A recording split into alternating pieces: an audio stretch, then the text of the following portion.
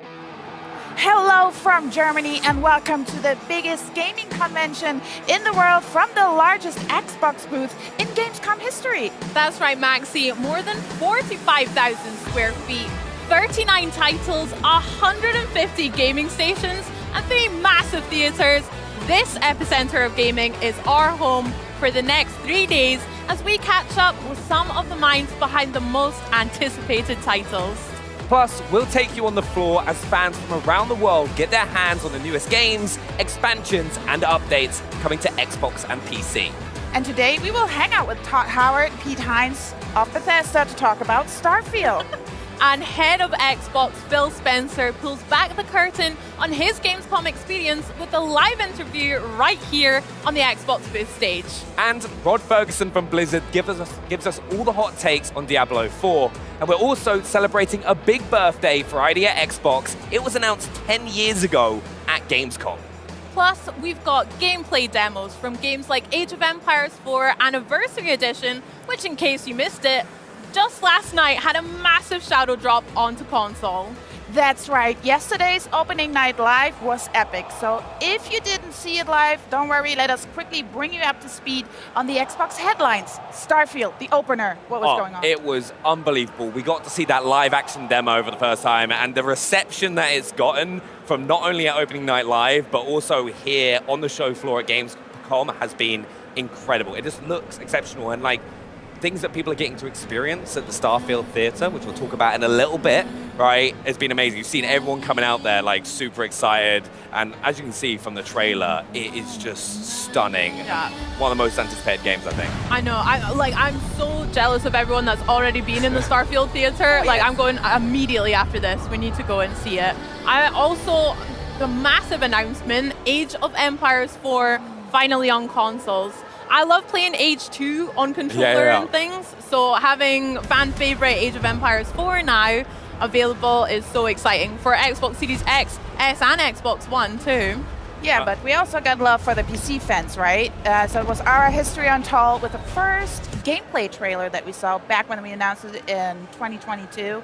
And you could see how this game turns out in terms of we saw battle scenes, we saw heroes, the diversity of heroes. So you would have a George Washington who would be more on military, a strategy guy, and then the other one was from Greece who maybe is more into building masterpieces and epic cities. So it really speaks to the depth of a strategy game, and looking forward to see it later on this week.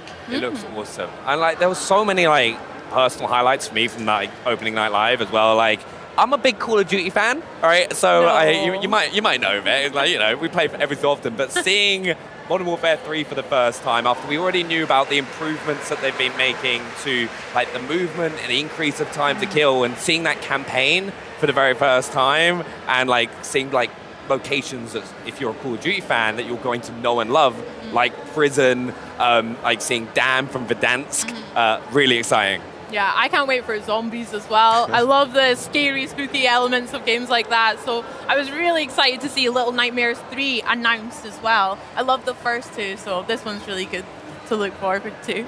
I also loved, it's here on the shop floor as well, the Black Myth Wukong as well. I'm so excited to play that because I love games like Sekiro and Wolong. It's like hard games. Any game that's like just difficult to complete, that's just you. I like a little challenge, but yeah. What about your personal highlight, Maxi? Yeah, definitely had a highlight, and that was the Sustainability Award. So we won Green Game Studio of the Year. It could be studio/publisher/company, and it's really about anything due to the core values that the company and Xbox brings to reduce your carbon footprint, but also how you built this booth, basically. What's up with reusable items? How do you set up the light? Do you use LED lights? And then the highlight of that submission, and basically how we won it, is the Developer Sustainability Toolkit that helps developers like 343, Epic with Fortnite to measure their energy consumption and the carbon emission. Yeah, it's also such a huge booth, so just seeing like all the stuff that's gone into it just to kind of like help that side is incredible as well. It looks great, and honestly, we've got so much to look forward to over the next 3 days, including some giveaways for you guys. Those watching us on Twitch will have a chance to be entered into a raffle for some sweet prizes. Wonder what they are. Do love a giveaway, right? You just can't go wrong, so make sure to get yourselves involved in that. But next up, we travel to a world not so far away. In fact, it's right next door at the Starfield Theatre, and I got a chance to chat with Bethesda's very own Todd Howard about the upcoming release and the out-of-world experience the team has for audiences here at Gamescom. Thanks, Todd, so much for joining us. We're here at the Starfield Theatre. What are fans expecting to see? We're actually showing everybody the beginning of the game here. It's kind of edited down, but they get to see how it starts, a little bit of character creation, and then they're off on adventure. Yeah, brilliant. I've seen some of the reactions of people coming out, and it's like everyone looks super excited. All right, good. Can't wait to see. Also, how's it back home? How are the team holding up with this close to launch? This is it's tight time. I mean, the game's pretty much done. We're doing a couple final tweaks. There's a lot of things that go into a game of this scale actually launching, but super excited. We love the game. We put so much into it. We just hope everybody out there loves it as well. Yeah, I know everyone's super excited. And being here at Gamescom, what goes into the preparation for yourselves and the team at Xbox? Well, you look at this booth, I mean, I don't know, you're asking the wrong person. I look at this and it's just incredible, the scale of everything. I don't think the camera can capture it. I'm kind of blown away. For us, we put a video together. It gets a little bit easier to make videos when the game is just about to come out because things are done. So honestly, our part was easy, super exciting to be here and see the excitement from the fans. It means a lot to us. Yeah, and you mentioned the booth here is massive, but Starfield itself is one of the largest game undertakings that we've ever seen. What are fans going to expect when they get their hands on the game? Well, I think, if they played our previous games where you can kind of make the character you want and go do what you want, it's hard to express how big the game feels when you play it. There's a planet. I can really land anywhere. And it is a game, even I will admit, that you sit down, you're like, I'll play for a half hour, and then 3 hours go by, and you're like, what? It's just, I like to say the more that you give to Starfield, the more you put into it, the more it gives back. Yeah, I'm personally super excited to get my hands on it. Also, I'm going to go and experience the experience for myself. Hopefully security let me, but thanks so much for joining us. Thanks for having me. I just hope everybody loves the game. All right, thank you. Thanks. Hey there everyone, I'm so excited to be joining you here at Gamescom with the rest of the Xbox On team. But while Benny's trying to dodge that security at the Starfield Theatre experience, we've actually got our very first giveaway. So why don't you guys type !day1 in Twitch chat for a chance to win a whole month of Xbox Game Pass Ultimate. But joining me right now is Bethesda's very own Pete Hines to talk about more Starfield. Pete, how you doing, man? I'm doing great, how are you? I'm great. It must feel good to be back at Gamescom as well. It is. This is a show I've been to a lot of times and over the years, and it's always a great crowd. It's honestly, it's amazing to bump into fans I recognize, to see folks, and honestly to be back in person. It's something we haven't gotten to do a whole lot of, and as Todd was just saying, you can really feel the energy from the fans, how excited they are, how much they're looking forward to it. It honestly, it makes it a lot of fun. Yeah, it's a really special place for that, I think. But so many of the fans that are here today and watching from home are just kind of waited with bated breath for what's to come for Starfield. But these last few days ahead of launch, what do they tend to look like for you and for the rest of the team? It's in some ways it's probably the most difficult part of a campaign. Because number one, how close it is. Number two, the amount of work that our teams right now, and shout out to all of those folks who are, number one, crushing it, doing an amazing job with the trailer at ONL last night and everything that's been a part of this campaign. They are working so hard. And you're also just sitting here where you've now given the game to a bunch of people, to press, to influencers, and you don't really know what they think or how they're feeling. And so it's a little bit helpless, so we try and focus on the things that we can control, and most of all, we're just so excited for next week and to get this into people's hands. I mean, I personally kind of love that confidence of being able to hand it off to press and reviewers and influencers fairly early for what most games marketing tends to do. To me, that speaks we love what we've done with this game. It's now time for you guys to really have a go with it. Yeah, and if I'm being honest, there's really not an amount of time that I'm comfortable enough of now you've played enough Starfield to get what this game is, because I'm at 150, 160 hours on my current playthrough, and I haven't even come close to do there is so much stuff I have intentionally not done.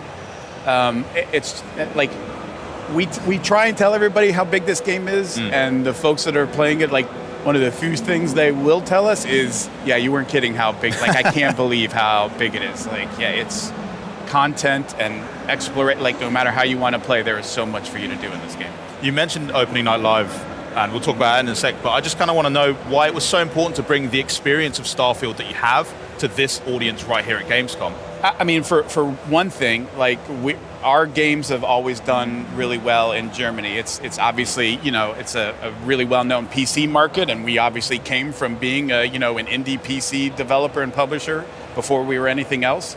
But this audience and role-playing games and what they mean in Germany, it's a very popular genre, and across Elder Scrolls and Fallout, Bethesda Game Studios has got a really big following in this territory, and for all the folks who come to Cologne who aren't in Germany, and we just felt like this close to launch to try and do something special for them, to sort of surprise and delight, and to just be here and to take pictures or have a conversation or whatever. We want to make sure that they feel as special as they are to us. It's cool for me to see that you've got that glass cabinet full of all the different Starfield paraphernalia. We got the Series X console wrap, we got the Constellation Edition watch, and that helps me feel at least like we're so tangible. It's like, it's right there. I can even like grab it. We're so close to launch. Plus it's really good like shopping for birthdays. Oh yeah. Like, I want that. I need that. Yeah. You've got the watch on already. Yeah. I'm jealous, trust me. I love the watch.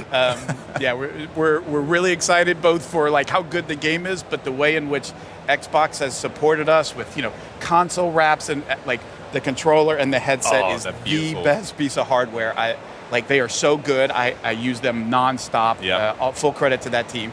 But across Xbox, the way that they have stepped up and supported and amplified Starfield in every way possible has been just awesome to be a part of. We're so pleased for all of the support that they've given us. You're just helping me dress my entire house in Starfield stuff at this point, so I'm happy enough as it is. Yeah, but absolutely. We did get to see quite a lot of Starfield. You had a new trailer last night at Opening Night Live. Todd came on stage to chat a bit more about what that opening sequence looks like, what players can expect. But why don't you catch us up more on the news of the day, really, for Starfield? Yeah, I mean, first of all, I want to say, I am a few weeks away, whatever the number is, 6 or 7, from 24 years at this company. Wow. That is the best trailer we've ever made, and I will have words with anybody who says otherwise. It is my favorite thing. I had absolutely nothing to do with that trailer, full disclosure. That is my team, that is Aaron Losey's team going out and making that happen, and get your flowers, guys. The tone that it hits, the way that it hits that feel of not just what it's like to play the game, but sort of the hopefulness, the lifting others up. I think it's brilliant. But it's not just that. It's, hey, we've got wraps for your Xbox console. Something Xbox has never offered that look really great. We've released a bunch of new wallpapers, desktop wallpapers and phone wallpapers that have been made. We are now in the point. I said last night to the folks after dinner, there is no emergency brake anymore on this launch, folks. We're a go whether we're ready or not. So everybody, make sure your seatbelt is fastened, because this is happening, and it's, there are very few chances. Todd and I try and reinforce this to our respective teams as much as we can. You don't get many opportunities at a game like this. Games of any kind, is a finite number for anybody in development or publishing. But for something like this, for as special as it is, for as long as I've been here, and to see what these different launches are, you can tell when something special is happening. And I think Starfield is that. And I really have tried to emphasize to our teams, amidst all of the hard work, please find time to enjoy this, because you never know when you get another chance to be a part of something as special as this. Talking about the stewardship that you and Todd have over this team to bring something like Starfield to players out there, and it often gets described as, it's an open world game, but that feels like a bit of a disservice, because it's not just the one world, it's thousands that we can explore, and just sprawling open world experience across a real good portion of the galaxy. I mean, what is it like to actually have to lead a team on such an endeavor as that, where it's grand scale that we've seen and all the detail as well? Yeah, I mean, as you all have seen, as you've watched how we've talked about Starfield, it really required us to push ourselves in terms of how do you get the rest of the world to wrap its head around a game of this size and scope. I mean, it is literally, it feels when you're playing it almost like there are a bunch of different games inside of one game, and I get to decide how much time I want to spend in a way that you haven't really seen in a Fallout or Skyrim. I mean, those things are still, I can spend all my time just picking flowers in the Elder Scrolls. Yes, you can, but it doesn't feel as wholly different as the entire space game that exists, the entire live on a planet, just like the freeform exploration, the combat, the which factions taking sides, the player. It's just amazing to see it all, how it all comes together. But explaining that to folks in a way that is digestible. It's how you end up with something like Starfield Direct, which, I mean, it's basically a feature film that we created just to explain to folks and to talk to folks about, not just explain what the game is, but do it in a way that I just thought was really authentic, and hearing from the people making it, how they think about both creating it, how they think about playing it, and seeing the way that resonated with players, I think was really special. One thing that really grabs me, I think, is the love that's being poured into like Radiant Quest systems and just allowing those new and unique experiences for people to have, no matter where they are in the galaxy, whether they are just flying around in space, whether they are out there just maybe mining some rocks or looking at new fauna, flora, etc.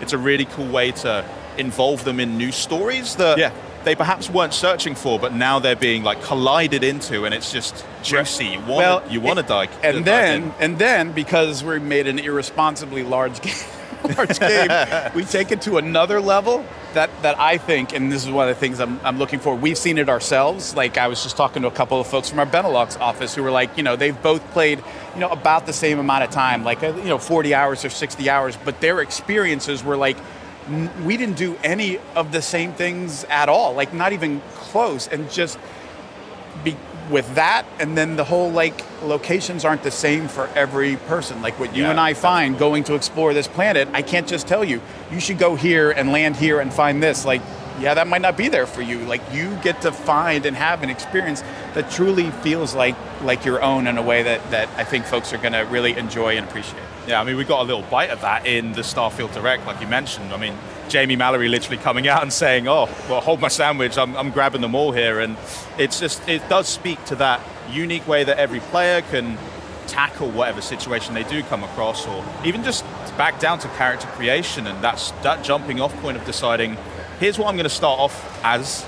I have no idea where that journey is going to take me and how it might change me as a player, me as a character in this game. And it's all really fascinating. But what are the sorts of way that you tend to play it? I mean, I know you've poured in some time now, but look, when we're in this phase and like leading up, I don't play like I would. Like, I don't play like I'm about to when I get back home. Where like, okay, now I'm going to start like this is Pete's you got a job to do right now. Up to this point, it's been Bethesda's character, and sort of the way I've approached it is sort of testing. I mean, I've been doing this for a long time. I've been interacting with our players playing Bethesda Game Studio stuff for a long time, so we know how they think. And I talked to Jamie after E3, and she's like, I don't get this. Like, why is this such a thing? And I said, Jamie, what you did is you tapped into the silliness factor that like you sort of tend to forget. Like, you talk about Starfield, and but it's still fun. Like, it's supposed to be about fun, and you put your finger sort of right on the pulse of the kind of nonsense that our players love to get up to,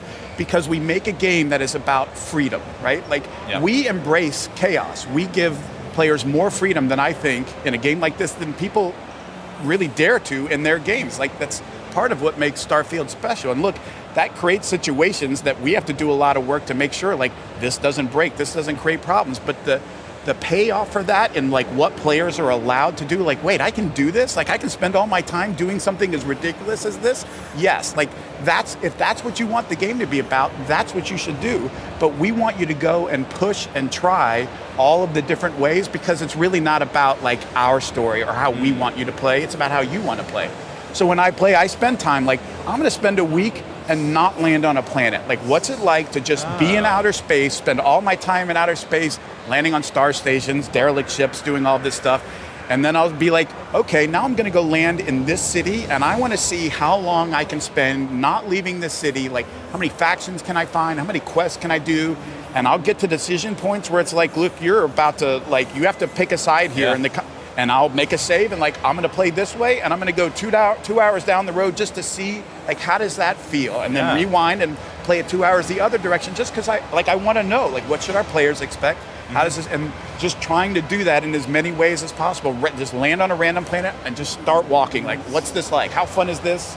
And the more of it you do, the more you find, like, there's 1,000 hours in this version of the game alone. Like, if you don't even touch it, it's crazy. And like, my one piece of advice to folks is do not ignore your activities. Like, that's almost, it feels like throwaway stuff that the game is giving you. Like, there is some amazing stuff in there that doesn't even feel like a real quest, but like will take you to some amazing places and amazing stories.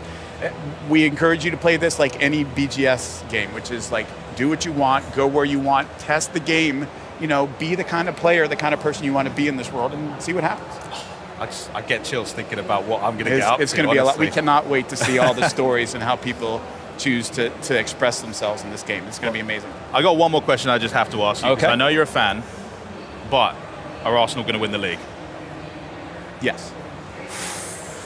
You heard it here. Thanks again, Pete. Gotta Remember, though, you guys can play Starfield day and date on Xbox Game Pass and PC Game Pass starting September 6th. But if you can't wait that long like me, early access is going to kick off on August the 31st with the Digital Premium Edition, Digital Premium Upgrade, or the Constellation Edition. But coming up, we've got Blizzard here to talk Diablo 4. We're celebrating 10 years of ID at Xbox titles, and Phil Spencer himself is going to stop by to talk new releases and what he can't wait for fans to experience here at Gamescom. I love this part. I'll follow you from here on out, Captain.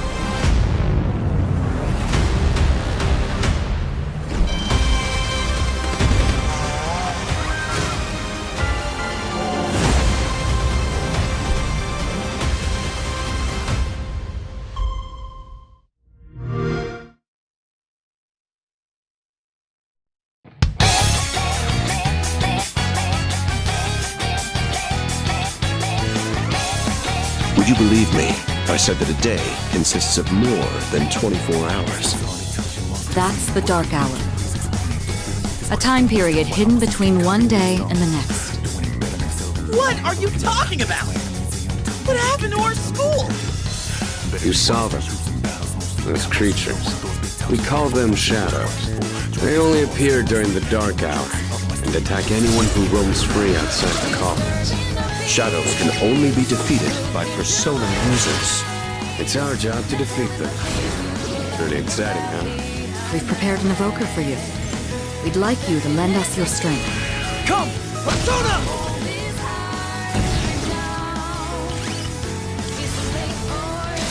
Let's do it.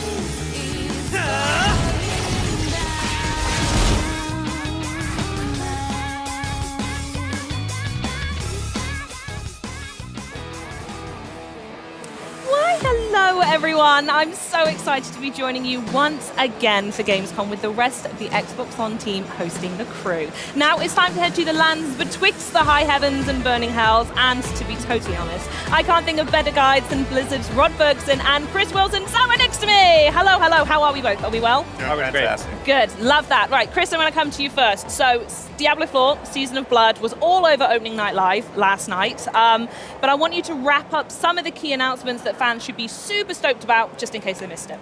Sure.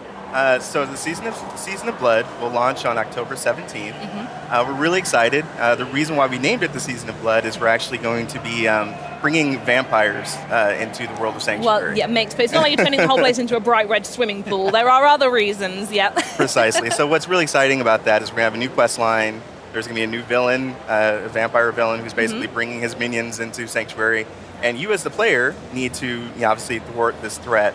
And in doing so, you'll partner with a vampire hunter, voiced by Gemma Chan. Yeah. So we're super excited to have her join the cast, the talented cast of voiceover actors on the game. In addition, you'll have access to new vampiric powers. So that's really going to change up the gameplay for our players. Yeah, big time. Really excited about that. New legendary weapons and items that you can collect. Yeah, new the hunt uniques. begins all over again to find them, huh? Precisely. So super excited. October 17th will be a big day. Brilliant. It's going to be so good. And Rod, I hear that on top of everything else you've got going on this week, that there's something that you brought specifically to the show here, and that's a trivia question that you want to pose to Twitch chat, which, by the way, Rod does have his eyes on chat. I think he's very distracted. So if anyone wants to pass a message on while you're doing this, I know, it's then very go distracting to watch the chat go by as we're talking. I do have a question, and he almost ruined it. So I was watching. I made a point not to. I didn't know. The question is: we announced last night that Gemma Chan is a character in the Season of Blood. What is the name of that character, the vampire hunter who is going to guide you through your journey of the Season of Blood. We did get close to that then, huh? We did. Yeah, well, maybe We did people get- weren't listening. I Maybe thought- there's something to I figure thought. that out. There you go. Well, the people, someone who's going to get that right in chat is actually going to be winning an Xbox Series X Diablo 4 Nice. console. Awesome. So don't mess about with your answers. If you want to win it, put the right one in chat for me, please. But Chris, we're going to go back to you now again. With Season of the Malignant in full swing and thoroughly on quick resume on my console as well, I want to know, with the approach of Season of Blood coming up, what have you learned so far from the reactions of this first season? So player feedback has been very important to the team. So throughout development, and obviously as we kind of gotten through launch, we've been very keen on understanding what are the emergent themes, what are the things that the pain points that players are experiencing, and how do we fold those fixes into our future seasons. And so for season 2, there are a number of quality of life improvements that we'll be adding, in addition to all the really cool content. So a few examples, inventory space with gems in particular has been... Because I do find myself going back quite often going, I like these, and we do something with them, but you just need to get out for them. Exactly. I like picking up everything. Even when I get to high level, I'm not just picking up the yellow stuff or the red. I'm getting everything. So Yeah. that's a good one to know. Yeah, so we'll be making some changes there to make that easier for players to manage. Similarly, there's some improvements around our resistances system, like how we Okay. manage resistances and vulnerable for players. So yeah, just always trying to look to improve, take stock of the things that are pain points and how do we make that better for the future. I think the Renown system is something that's a real great example of that as we go through the different seasons. So at launch, the Renown system, which was go do all these different things in the world. Well, when at launch, we intended for you to do everything every season. Yeah. And we heard lots of feedback in the preseason, oh, we don't want to find the altars of Lilith. Oh, we don't want to clear the map again. So for season 1, we made a fix, and now you took that with you. Now during season 1, we're hearing oh, we don't, well, if we completed it, just mark it completed and let us If move I've got on. my shrines, let me keep the shrines, Yeah, please. let me yeah. and the side quests and so that's what we're doing for season 2, is that all that renown is coming forward. So whether you did it on the internal realm, did it on the seasonal realm, it'll be done in season 2. So the completionists are thrilled. Yeah, so they'll start season 2 with all those paragon points, all those ovals. It'll be so much better. Oh, amazing. That sounds fantastic. In fact, I want to come back to you, Rod, on this Okay. bit as well. As well as improving those bits and pieces throughout the seasons, as you've mentioned, you're also, and have announced that you're working on the end game experience in Diablo 4. So I'm wondering if you can tell me a little bit more about that. I'll be totally transparent. I'm not there yet myself because I'm still doing all the bits on the side. I get Right. very, very interested. So what is the end game experience and how's it improving? Well, the end game experience is that part we talk about generally from level 50 to level 100. So usually when you play the campaign, you finish about the mid 40s to early 50s. And so one of the things we want to do is, as we've been looking at the different seasons, each season we want to keep enhancing that end game, give people more things to do. And we're doing that for season 2. We're introducing these 5 additional end game bosses that along the way that you have these milestones that the start at level 55, and as you go up, you have this new boss to go after to test your build and challenge. But what's really cool about them is that they actually will drop uniques, and our uber uniques, which have a very low drop rate, these have a much higher drop rate of those, things those unique things that could really make your build shine. And so that's going to be really exciting to be able to go and farm those uniques from those bosses. And it even leads into season 3. We're not really even talking that much about season 3. Oh, darn it. I'll just go then. But no, we've already talked about leaderboards, and that's something that we're really excited about for season 3. So again, every season we want to be okay, how can we continue to make the game better for players? And end game is one of those things. Yeah, and then vampires. Yes. Point number 2 on the list, vampires. And vampires, yes. So, I mean, it's all about the blood. in Diablo. Exactly, it's season of blood. There you go. So the last thing I want to ask is, if anyone in chat or anyone anywhere has been in any major city in the last 6 months, you will have absolutely seen some of the Diablo 4 mega marketing that's been going on. You've also had collabs with Halsey, Megan Fox. If you're in Berlin, there was a Lilith statue. In London, we had a chocolate shop. So I'd love to hear from you both what it's been like to see and feel Diablo 4 turn into this cultural phenomenon and this iconic game that it is. Yeah, it was really important for us as we think about the marketing for Diablo. One is we wanted a game for all players. We didn't want it just to be about, this is for the ultra core. We wanted to make sure that anybody could play Diablo 4. And as part of that, we wanted to raise that out of the industry genre sort of marketing and get into that sort of pop culture entertainment. And so that was a big thing for us. And with 12 million players and 1.3 billion hours played, those are some good numbers. Yeah, I like that. So it was pretty awesome. And to see even Whoopi Goldberg, mad at me because it didn't support it on the Mac. It was just it was very surreal moments. What happens when Whoopi Goldberg gets involved and is I don't know, unhappy? but she apparently was not happy with us. You didn't have a crisis con planned for that one? No, I mean, we sort of reached out to say, like, we can help you with this, but anyway. So it's those sorts of things where you just go, like, this is crazy, the level. And, when we saw that Halsey and Suga collab, and there's a chance they could be nominated for a Grammy. Like, that's crazy, right? To be part of video game marketing. But that was really what we think about Diablo is, like, it's been around for 26 years, and we really think of it more as an entertainment, part of entertainment industry and not just the game industry. And it was really nice to be able to elevate it while we were launching. Oh, amazing. And especially welcoming everyone to hell was inspired, I must say. I know, though I'm Canadian, I had nothing to do with the Canadian wildfires that sort of gave us the smoke in New York. It was a horrible reason to have a viral moment, but it was if it was going to go wrong, it went wrong at the right time. There you go. Well, wonderful. I want to thank you both so much for joining me. It's been an absolute pleasure. I'm afraid we can't talk any longer, though, because it's now time to celebrate 10 years since Idea Xbox program was born here at Gamescom. It has brought us an unforgettable lineup of indie titles such as Cuphead, Celeste, Among Us, many, many, many more. Chat, tell me the rest of them. So let's celebrate by checking out what it takes to bring these unique games to Xbox and why today's mega milestone is so important for indie games everywhere. I think the true innovation that is happening in the industry for games right now is actually happening in the independent space. Indies can try new things. They can try bizarre things. They can afford to fail. They're not afraid to go outside of the comfort zone of what is currently popular, what will make the most money. It's often generated by an idea that's grown from a personal experience or personal desire to play a specific type of game. Big studios may be risk averse when it comes to trying out new things, new ideas, new features. Our independent developers are the ones who are really tip of the spear for a lot of that. They're taking risks, they're bold. They're the ones that are really doing the things that are innovating and helping to attract and welcome more people to the space.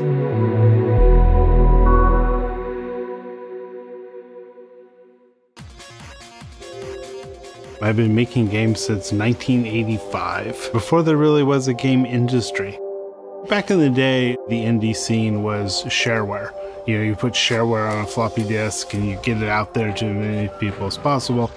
You could always make games, but getting them in front of people was always a problem. There's a lot to do because true indie developers are responsible for the game, obviously, and then also marketing and PR and distribution. We all came with this kind of old school mentality that you needed a big publisher, you can't build your own team, and all of this mindset that kept our thinking a little bit too small. And I think a lot of that changed in the early 2000s with the rise of things like the Xbox program and Steam and all this stuff. It was really a different time.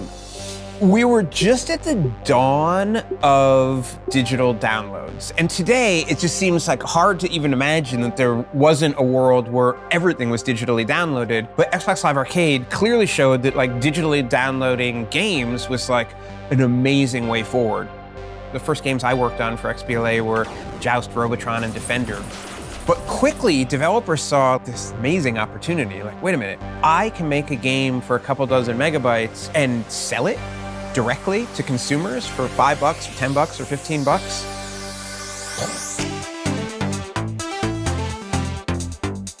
The popularity vastly outstripped anything that Microsoft ever expected when it started the program. It thought it was going to be kind of cool to have some neat downloadable arcade games or puzzle games, and what they got was some of the most innovative and progressive independent games that have ever been created. And you saw games like Castle Crashers and Braid and everything else just explode. Was actually happening faster than Microsoft could really respond to it on 360. And as we got into the Xbox One era, we realized, we needed to take the next step for independent developers. So I was one of the people who helped co-found the ID program way back in the day, 10 years ago now. We were seeing an opportunity where more independent developers could actually bring their games without having a publisher. Back in the day, it was really hard to get dev kits. To get games on Xbox, developers needed kits. And so we made a commitment early on that every developer was going to get access to 2 dev kits at no charge. We knew if we could do those things, make it easy to ship, enable developers to do what they want, to be their own publishers, we knew that we would be giving Xbox players access to this amazing variety of content, and we knew that Xbox players would respond. The next thing was to go to Cologne and announce it. Here we are, it's that time of the year again. Cologne, Germany for Gamescom. My favorite time of the year. We had like more than 1,000 people apply in the first hour after we announced it until the website crashed. I think the big thing that we understood by the end of the show was like, oh my gosh, we have so much work to do. Boom! That'll slow them down. We wanted a program that made sure that people who we had never heard of would be able to come to Xbox and have fantastic success. And so whether you were a long-standing developer or whether you were like, two brothers in Canada who had like a bonkers idea to hand draw every frame of a video game, we wanted to make sure Xbox was there for you. Our original team started off with my brother Jared Moldenhauer and I always wanting to make a video game. And as we got through some initial ideas and some initial concepts and how the game was going to go, we pulled in my wife, Maya Moldenhauer, and we started as this small, tight-knit team and expanded from there. Studio MDHR at the time, was a wonderful small family based in Canada who had this amazing game. They had a vision for a game that's unlike any game anybody's ever made before. You can say, oh, there's been run and gun games before. There've been hand-drawn games before. Nobody ever thought to put them together the way they did. The art style of Cuphead was influenced heavily by the 1930s rubber hose cartoons. So we took that art style and married it with the retro games from the 1980s era that we grew up and loved. Marrying those two together, Cuphead was the byproduct. The game is so cute, it's beautiful, it's also very challenging. It was less a choice of us wanting to make the game hard just to make it hard, and more of the fact that Cuphead had to be hard to be a fun game. We had to love every aspect of what we were doing, and that means every creative decision had to be something we truly loved. The thing that stands out in my mind was we were down in LA at E3, and we were announcing Cuphead. They announced the date, and everybody goes crazy. It was just such an amazing moment. That feeling is still very raw. I almost get choked up sometimes when we talk about it because, we talk about how we had put so much on the line.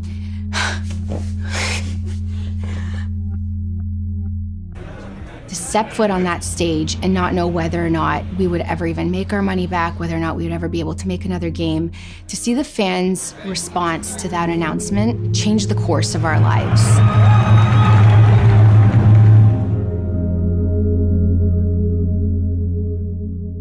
They've had so much success now. You can get a marionette, you can watch a Netflix show, you can get like a pencil case. It's so cool to see Cuphead everywhere. But in a lot of ways, it was kind of like the prototypical, what we were hoping was going to happen when ID at Xbox started. Hello all, thank you for coming to this very important informational meeting. The first time I heard about ID at Xbox, I was doing Thimbleweed Park. Prior to then, it was really kind of just me.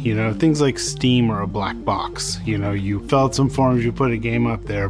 We didn't have a ton of money for things like marketing PR, but we were invited to a whole lot of events that ID and Xbox was putting on, ability to show our game. They gave us, nice placement on the dashboard and things like that. So it was really good. One of the key things of ID at Xbox is listen to the developers. When we want to get great games to players, the way you do that is by listening to developers and making sure you're making a program that works for them. Asheneer is an independent title. The 4 founders really wanted to venture out on their own, start their own project, take ownership over every part of development. When the original team was building out the game, they were really looking for a creative partner to work with to execute on that vision and also give them a little room. And ID at Xbox stepped in and said, hey, we want you to make whatever you want to make, and we're going to give you the resources that you might not even know that you need in order to do that. We launched into game preview and into early access, and it saw amazing success right off the bat. And so I think once we realized that people were coming along on that ride with us, We just saw that as a way to just keep building it out. I mean, at this point now, I think we've updated like 40 times. Over the 10 years of ID at Xbox, we've been reaching developers, having a lot of cool developers bring their games to the platform. But we also recognize that there's more that we can do to reach our underrepresented developers. The mission of the Developer Acceleration Program is to empower underrepresented developers with the information and resources needed to bring their creativity, innovation, and originality to Xbox. We're talking about teams including but not limited to studios led by women, studios led by people of color, studios led by members of the LGBTQI+ community or indigenous people. There's a studio that's focusing on accessibility. Hello, little fella. Another group of developers that we support through the DAP program are developers in parts of the world that are underrepresented from a game development standpoint. I recently had the chance to attend the big festival in Brazil. There's a studio called Sudaril. They're making a game called One Beat Men. This is a game about Afro-Brazilians and beatboxing. Raji is a game by Notting Head Games from India. They made this beautiful game. It's an action-adventure game revolved around this young female protagonist. There's a lot of adaptation from the mythology from India. It's just very authentically Indian. A Space for the Unbound, which is a game from Indonesia, is a really, really beautifully crafted game. It's just a really nice gameplay experience where you get to learn about a different culture. As we start to empower more of these studios to tell more of their stories, I think we're going to see more diversity in the games that are coming to the platform, more diversity in the gamers that are playing these games. We made this little program to try and enable developers, and it's awesome, but developers are the people should be thinking about. The types of games that we see in genre, in style, in art, in region, in the size of the developers, the story they're trying to tell, it has increased in the last 10 years, and I see that continuing to rise. Whenever you're building art, it's like it's a part of your soul, right? You're putting yourself out there when you have your art, whether it's a painting or music or a game. I think it's very important for companies like Microsoft to pay attention and help the independent community. It changes that old way of thinking that you can't break into the industry, and now it actually lets the next generation of people truly dig in. We're going to see so many more new and creative ideas that's going to push and drive innovation moving forward into the future.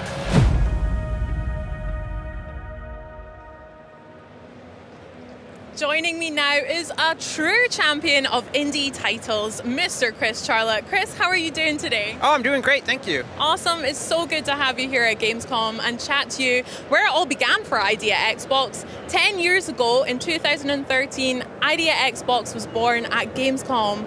Can you tell us what a decade really means to you and the team at Xbox? It's really amazing because it feels like it was yesterday. I'm walking around, I'm getting all these memories, and it feels like yesterday, but it was actually 10 years, it's like 20% of the length of the game industry ago. And to me, the fact that we're still seeing incredible support for indie games just shows like how foundational they've become to Xbox and to the game industry too. So it's just super cool. Yeah, super cool. I totally agree. Speaking of memories, things like that, I hear there's quite a fun story about Gamescom and how you came about with the name ID at Xbox. Care to share with us? Sure, yeah. So now it can be told. We changed the name of the program 3 times in the 3 days before Gamescom. So we started with a name, we all looked at it and trying to convince ourselves it was okay, and we were like, oh, that's not it. So then we had another meeting, we had our new name, and we were looking at it, and it was a 3-letter acronym, which we love at Microsoft. We have the Developer Acceleration Program, 3-letter acronym. But somebody just looked at it, a VP, and he just walked up to the whiteboard and crossed it out and just wrote ID at Xbox, independent developers at Xbox. You can't make it an acronym, you have to say it. It's just too important to leave to an acronym. And we're all just like, that's it, we're ordering new business cards, and we ordered business cards for the 3rd time in 3 days, changed all the press releases, and 10 years later, I think it was a good name. I think so too. It fits so well, especially for all of the games that I'm really excited to get hands-on on stream, as well as on the booth floor here at Xbox. I mean, we were chatting about Thirsty Suitors. That is one that I really can't wait to find out about. And Little Kitty Big City, obviously. Can you tell us about some of your highlights that you're excited for fans to see over Gamescom? Oh yeah, well you just named two of them. Another Crab's Treasure is another one. It's a Souls-like where you play a crab, which is everything I want in an indie game. And I actually just played Island of Winds like right before we went on, and I hadn't played it before, and it is creepy as heck, and it's just so good. I mean, I only got to play for like 5 minutes, and they just do such a good job of creating this atmospheric, creepy village that I'm just about to get to the first house and explore, and then now I'm here. But yeah, that game looks really cool. Cocoon. I think we have about a dozen games here from the ID at Xbox program, so super excited for people to check them out. And we've even got a couple games behind closed doors for the press to look at, and so very exciting. Awesome. We need to have more of a chat and go and play these afterwards, because you named two of my favorite things, Souls-likes and horror games, so I can't wait to find out more. So that's what's happening this week and in the present. Can you tell us a little bit more about the future of ID at Xbox? Yeah, so I mean, ID at Xbox has always been about empowering developers, and at GDC we announced we were going to make a couple changes to just try and do that better, always trying to improve. And actually Monday, we launched a new portal for developers in the ID at Xbox program. If they go to their dev portal, you have to have an NDA and all that kind of thing. You can now directly pitch a game to Microsoft for a deal such as Game Pass or another deal opportunity. And it used to be that you sort of had to meet somebody or know somebody, and we're always eager to meet people, but we can't meet everybody, and now any developer is going to be able to pitch their game, and we think that's just a great step to making sure that we see all the awesome content, and that means we can find the best games to share with Xbox players. Sounds great. Definitely more accessible. I'm going to check out how to sign up as well. Where can developers find out more about that then? Yeah, if they just go to xbox.com/ID, they can learn all about the program. And if you go to our YouTube channel, you can see lots of cool games. We all love cool games. Well, Chris, thank you so much for chatting with us. We'll catch up over some games later, but we're going to find out more about 33 Immortals later today as well. Check out the latest maps in Flight Simulator, and I hear Phil Spencer's going to stop by and have a wee chat on the booth too. First, let's have a look at ID at Xbox's Steam World build and Worldless. You see all those stars up there? That's where we'll live once we escape this world. How will we get all the way up there, Pa? I'll show you, hon. First, how about we build us a nice little town? Okay, let's go.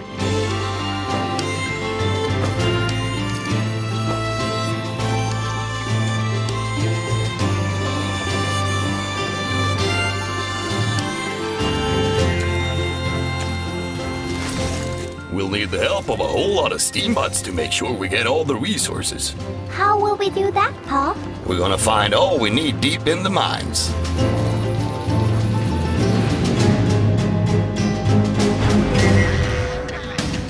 Are we gonna work in the mine, Pa? No, I'll leave that to the professionals.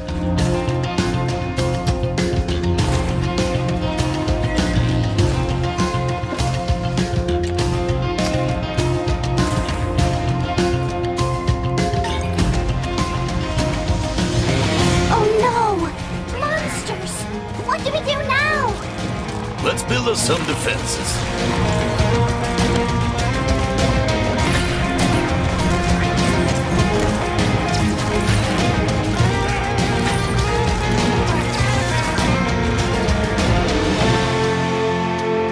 Hey, what are you doing? They're collecting pieces of our rocket, hon. Wow! When do we leave? Real soon, hon. How about you search us a new home? Hooray! I'll be at the observatory. I'll look for the nicest, best star. And we'll also have a movie theater, a roller coaster,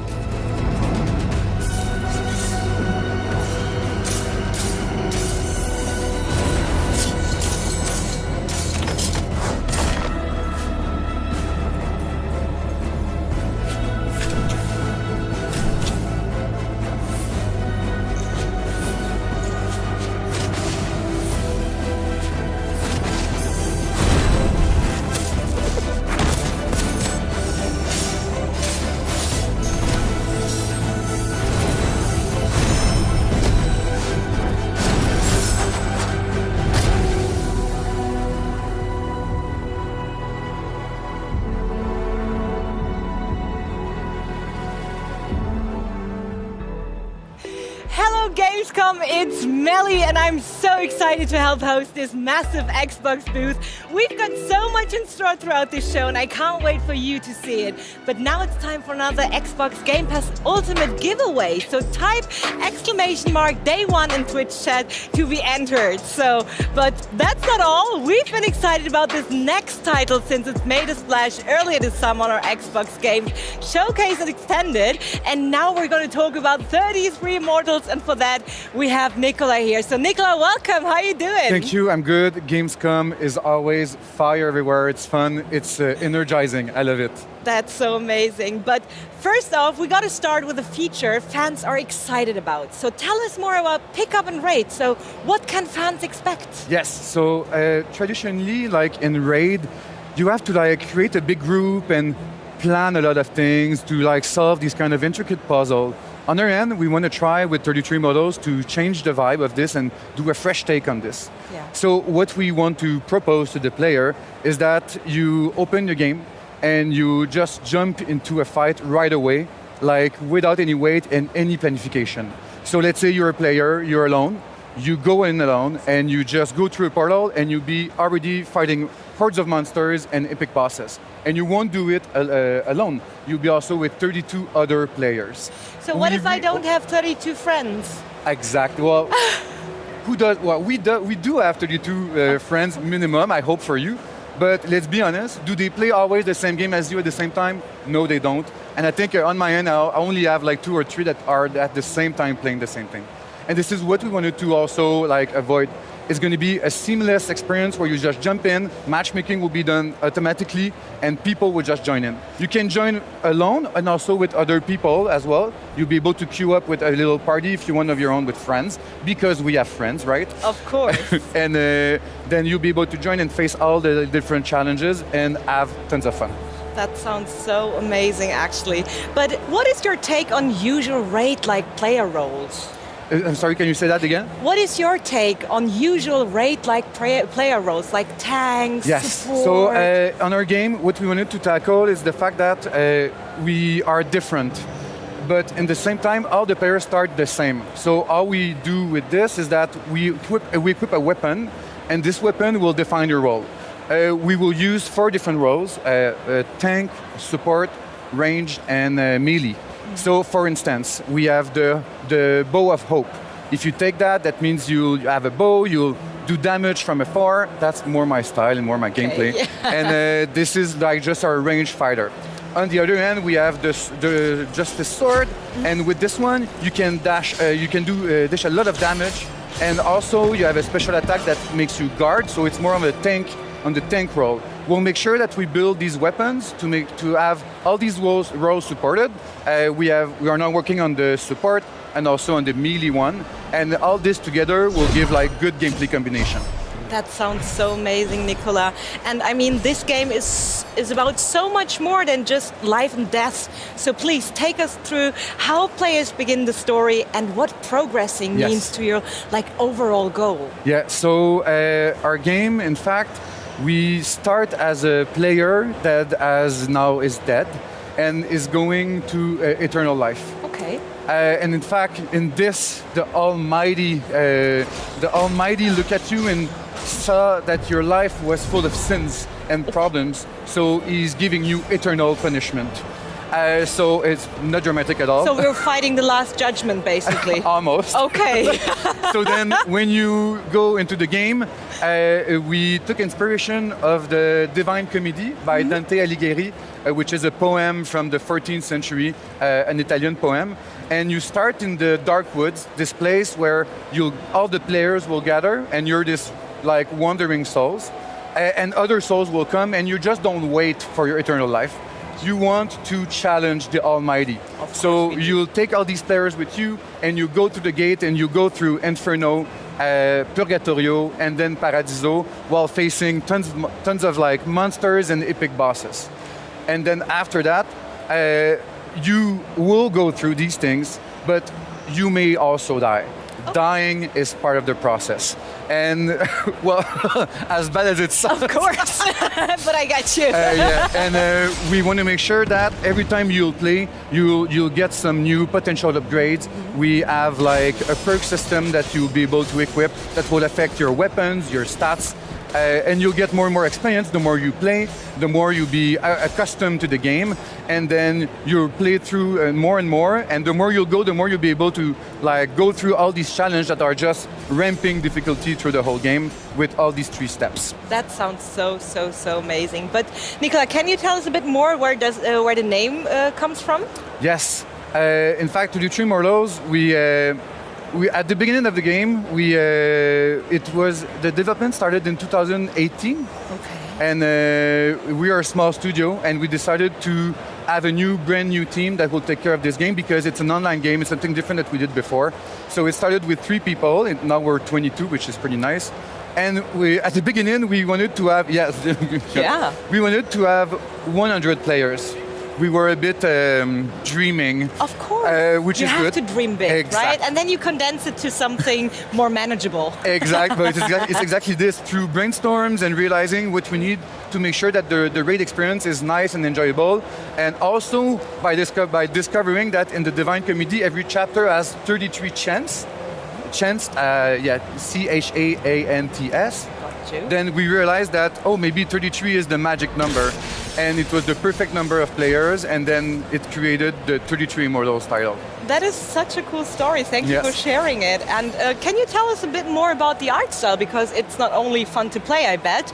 It also looks amazing. Yes. So, in fact, at Under Lotus, we are renowned, I think. I'll say renowned of course. To do beautiful and crafted game in 2D art style, which is for animation and all the scenery everywhere. It's beautiful, and it's a challenge because on our end, and as you see on some of the gameplay, it's a top-down view, so it's a different view that we haven't tackled before. And the fact of keeping this aesthetic that is very hand-drawn with the challenge of having this crisp gameplay and good gameplay experience, it's a challenge, but we did it, and we're very proud of what we have right now. I mean, you've been working on it since 2018. That's a lot. Very long time. It's good that we'll be launching soon. How many times have you changed directions? Not so much. In fact, it was more a matter of having not so much people, and then it takes time because you're not a big team. And the team got bigger. It's nice. Now we're 22. We're super happy. But when you are a few people, it takes time before it just develops. And yes, there was some changes here and there, but it's just normal through like game development, and we're pretty happy of where we are right now currently. That sounds so amazing. So Nicola, finally, when can the community get their hands on the game? So when can we start playing? Yes, so we're an online game, so we'll need help and feedback of player before our launching date. So early next year, we will clearly have some moments where we'll need players to come in. And players, please all come in, go subscribe on 33immortals.com, and you can join our Discord as well to join the community. And it's going to be great. We need people, we need feedback. We want to do the game for the community as well and for the people, and it's going to be good for us to just make sure that we balance everything out properly. Early next year, it's going to be great, and then we'll ship later next year as well. That sounds so amazing. Nicola, thank you so much for being here and for sharing all the information about 33 Immortals, and I really can't wait to start playing myself. Subscribe. Honestly. I will. I was just taking notes, and you will see me on the Discord, trust me. Excellent. So, we've got more in store today, including a chat with Phil Spencer, new updates from Microsoft Flight Sim, and a world premiere you've just got to see. But first, here's Benny with a quick look at the Xbox booth tour we've got coming up tomorrow. Welcome to the world's largest Xbox playground. At more than 45,000 square feet, this booth is not only 4 times the size of what we brought last year, but it's also the ultimate Xbox Gamescom fan experience. We've got a lot more in store tomorrow with a full booth tour, but here's a taste of the booth experiences you just can't miss. The first thing everyone will see is the huge Starfield experience towering over the booth. This is a 300-person theatre where fans will be able to experience the opening of the game for the first time ever. Forza Motorsport has the best parking spot in the booth, and fans will be able to see super fast German sedans race around Spa in a Builders Cup career demo. We're also celebrating Porsche's 75th anniversary with a beautiful Taycan and 6 custom Xbox Series X consoles. We just shadow dropped it at One Night Live last night, but fans here don't need to miss out. We're giving them a chance to play Age of Empires 4 on console with a controller. Then there's the chance to play the new medieval fantasy masterpiece, Towerborn. Looking for a new and unique title, the IDEA Xbox experience should be your next stop. Plus, we're celebrating ID's 10-year anniversary. Then it's Cyberpunk 2077's turn to WoW, with game stations featuring the new expansion, Phantom Liberty. Now here is a selfie that I thought I'd never take. Leave it to the Elder Scrolls Online to shake me to my very core. And right over here is where you can get ready for takeoff with Microsoft Flight Sim. Plus, fans of the Zone can finally get their hands on Stalker 2. Want more booth action? Stay tuned tomorrow when we walk the floor.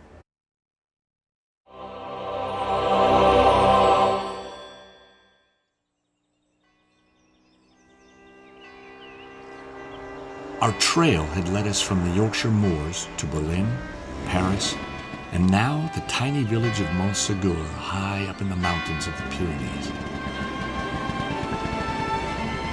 So here I was, remembering a murderous clown, a deadly explosion, and a day that changed my life forever.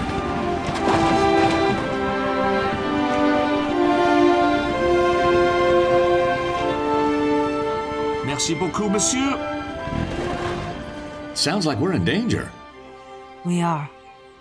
Well, let's get a drink and you can bring me up to speed. I do believe it's your round. Sure, un vin blanc, coming up. And if you see a clown,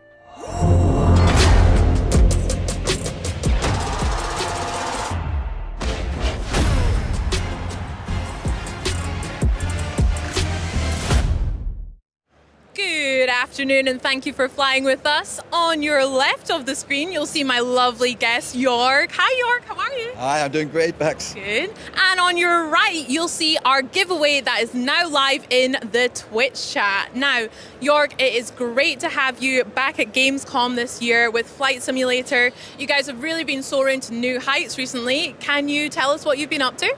Yeah, I mean, so it's great to be here at Gamescom. Bex, pleasure to meet you. We've been on quite a journey over the last few years with Flight Sim. We just celebrated our 3-year anniversary, and we couldn't be happier. Both the core Simmer audience really have embraced the Sim as the home of their hobby, and then we found a whole bunch of new people that have never tried Flight Sim before, and they're happy and interested, so it's awesome. We've already announced we have over 12 million unique users. But some of the stats are just incredible. Like there have been over 700 million flights taken, 77 billion miles flown. So that sounds abstract, right? So it's 2 million times around the equator. Or if you want to go galactic, you can say it's 120 times from here to Neptune. Wow. Oh, it's incredible. Yeah. That's a lot of flying. I mean, I'm one of those new players as well that hadn't played it before, and now I'm obsessed with Flight Simulator as well. And we're back at Gamescom. Last year, you guys really put on a show with an amazing recreation of Cologne, as well as flying helicopters up the Rhine to the Messe where we are here. What can we look forward to this year at Gamescom? Yeah, we love Gamescom. I mean, the vibe of the show, everything here is super cool, and it's so much fun for us to figure out what would make people happy. You know, here in this region, beautiful region of the earth. So this year we did, plus I'm German, you know, I don't know. But this year we did 2 things. We did, and I've done little videos for you. So the first one is what we call city update. We call this one City Update Western Europe. So instead of doing another German city, we said, why don't we take the countries around Europe? So we have a little trailer for you. So yeah, let's take a look then.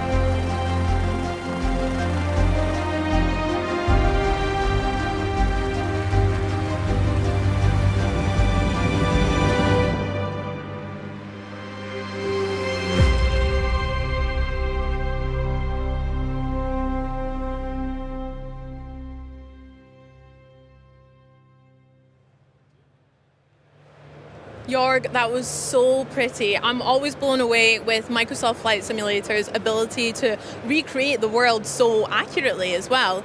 But you mentioned 2 videos for us. What else can we have a look at? Yeah, the second one it's near and dear to my heart. So there's a long history of aviation in Germany. It goes way back to the Zeppelins and stuff. And we've explored some of this in Flight Sim already with the Junkers F-13, which was the first metal passenger plane.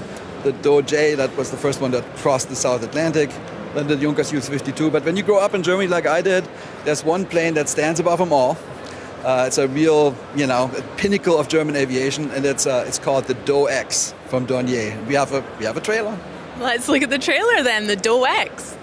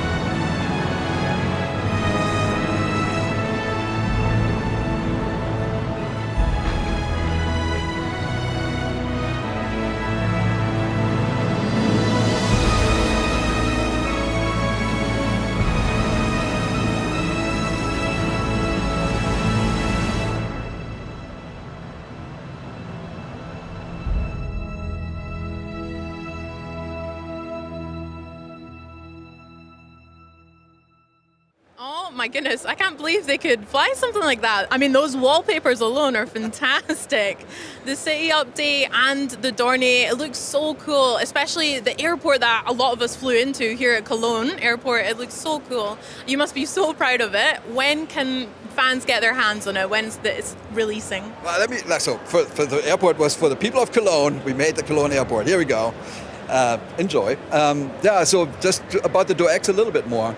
So it was designed by famous aircraft designer Claude Dornier.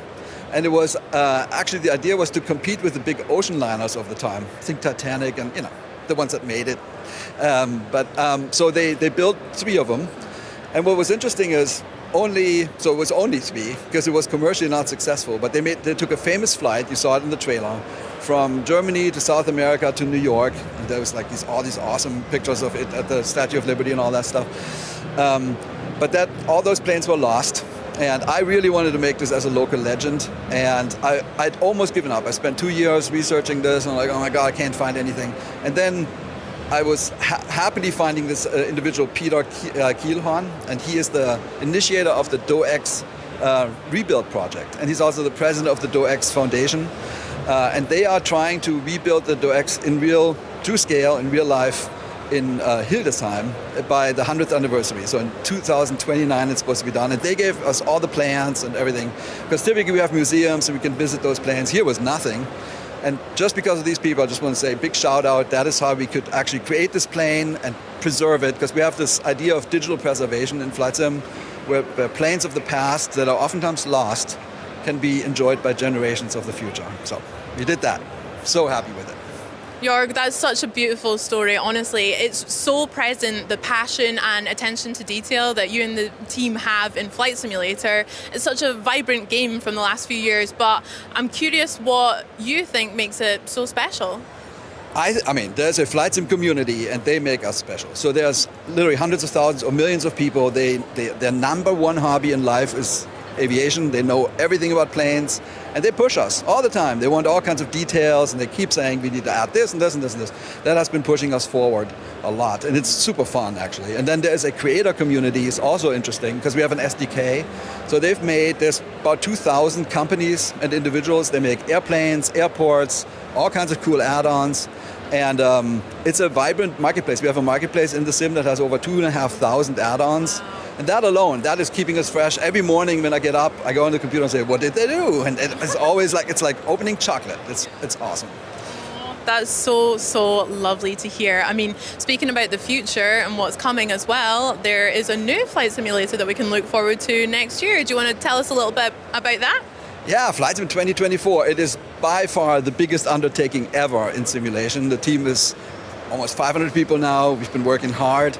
We're adding realistic aviation activities. So it's not just you, the plane, and the planet. It's what planes actually do in real life. So it's if you're interested in aviation at all, this is the one. And I think we're going to have it here next year at Gamescom. I'm really looking forward to showing it. Well, I can't wait to see it as well. Jörg, congratulations to you and the team again, and the community as well. Thank you so much for chatting with us here at Gamescom today. And from one fan favourite to another, we're going to catch up with the team behind Age of Empires Anniversary Edition to find out what it takes to make such an iconic PC title work on consoles. Let's go.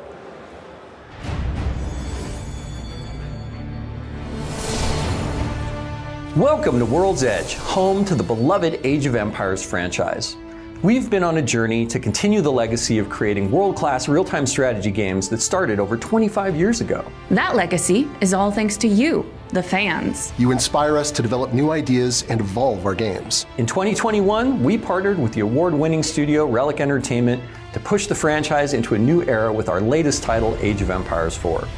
It was a global event that heralded a new chapter of storytelling and strategy. Age of Empires 4 humanizes the compelling stories from that historical time and presents a new perspective through engaging gameplay. It challenges you to make history your story. And what better way to do that than with a trebuchet?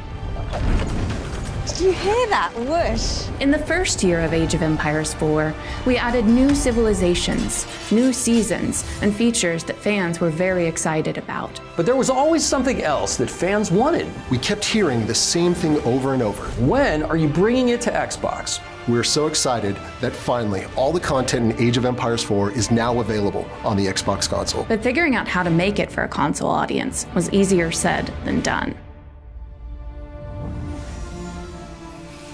It was impossible to go to any social media platform where the Age of Empires account was posting, where there was not a comment underneath saying, when is it coming to Xbox? We knew that it was important, especially from the perspective of being able to bring RTS and Age to as many people as possible. We'd been talking about it for a long time, but it had always come back down to that key factor of getting RTS from PC and mouse onto a controller. You get the defensive stance like, you can't do this. Like, well, why do you feel that way? Well, I'm gonna have to like move a fake mouse around. Okay, we're not doing that. A controller is a drive mechanism. You're driving a character, you're driving a viewpoint.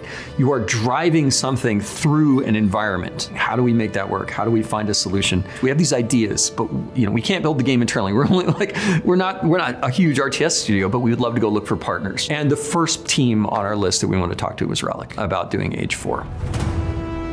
Relic has been making RTS games for 25 years, and Age of Empires has always been a reference point. It's truly a global effort between so many different teams: Climax, Forgotten Empires, Relic, and the World's Edge. World's Edge brought in Climax Studios in the UK, who had a background in console games. Climax Studios is a real powerhouse when it comes to user interface elements. And we felt that they could bring a unique perspective to building out the control scheme.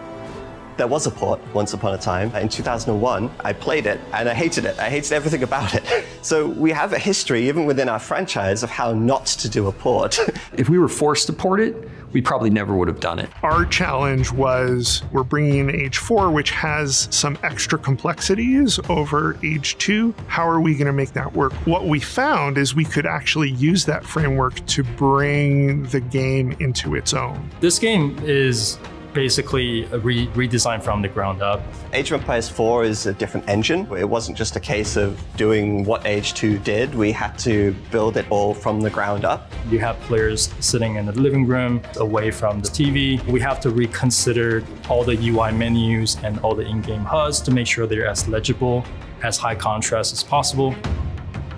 The whole development team knew that micromanaging individual villagers was going to be difficult on console. We have introduced a lot of automation systems. All of us as game designers and game creators are always seeking that next thing. Like, how do we evolve the experience? How do we move it forward, right? There are two that really stand out. First one is called the Villager Priority System. The Villager Priority System is something we came up with in Age 2 because we were after that idea of like, okay, how do we stop the console player from having to do this insane amount of micromanagement of their villagers? Based on a pie chart, you can say like, hey, 50% of my people are gonna go work on wood, and 25% are gonna go work on food, and the rest are gonna go work on gold. And they'll just start working on them. Now, if you wanna change that, we've added all these cool settings for mid-game, early game, wood rush. That were designed by our pro players. So these presets are not just something that were slapped together. Or you can turn it off and do everything manually, it's up to you. We also have the site menu system that allows you to quickly issue a command contextually on the ground. It's context sensitive, so it'll bring up the right structure that you can build at that spot. In Age, you were always relegated to having to select a villager, bring up the build menu, click the item that you want, and then drop that build foundation on the battlefield. Now with the SMS, you don't have to do that anymore. You can literally pan the camera over to a spot, bring up your production radial, drop a build foundation there, and a villager will automatically be selected to start the build process on that particular foundation. The kind of magic to the radio menu is that it allows you to do many things at the same time. With the console version of Age of Empires 4, we also added a new find menu feature. This is a unique radio menu that allows you to quickly find and locate units or buildings or a collection of buildings in the midst of battle. Those were the primary things that the minute we had them working, we're like, those are in the Age 4 console. And we often joke between the designers that some of us even prefer to play on the controller now because it is so good. This was something bigger than a port. This was something that we had to approach the way that one would approach starting out a project from scratch. Age of Empires 4 on controller is a new experience. Because of that, we knew we needed to design a new entry point. When we're making tutorials, one of the things that we always try to do is figure out a way to make them not now do this, now click on this. Like, how do we build it into the experience? He first needed to get a lay of the land. The Rise of King tutorial is a completely new story within Age of Empires 4. For a whole new audience, we wanted to bring them through an experience that was a great storytelling experience. A collection of large rocks caught Guillaume's eye. Wary of hidden threats, he decided to investigate. But also introduced mechanics to them in a progressive way in which they could learn from it. We definitely ran into things where we realized that some of the ways that we were building graphics and units were not as optimized as they need to be for something like a console to run really smoothly. But there were things there that actually ended up improving the PC game as well. I really hope that when we bring all these new console players into Age of Empires 4 for the very first time, that they get to share that enjoyment and everything that we love about the game with their friends and their families, much like I did with my dad when I was growing up. Well, that community is so special to me. I met my wife playing Age of Empires, and maybe when we have children, they'll play Age of Empires too. So my favorite thing about Age of Empires is the diverse civilizations that are represented. Even the language is representative of the civilizations for that time period. That dialogue grows or changes as the civilization ages up and the time periods change. I've worked in the RTS genre for over 29 years. I'm very genuine in saying that I actually prefer to play RTS games now with the controller. You get all of the campaigns, all of our civilizations. And most importantly, mods. Mods will be supported at launch day. Age of Empires 4 is available now on Xbox consoles and cloud. We took great care and attention to bring this game to console players, and we hope you're as excited to play it as we are to share it with you. There's never been a better time to pick up a controller and start making history. We'll see you on the battlefield.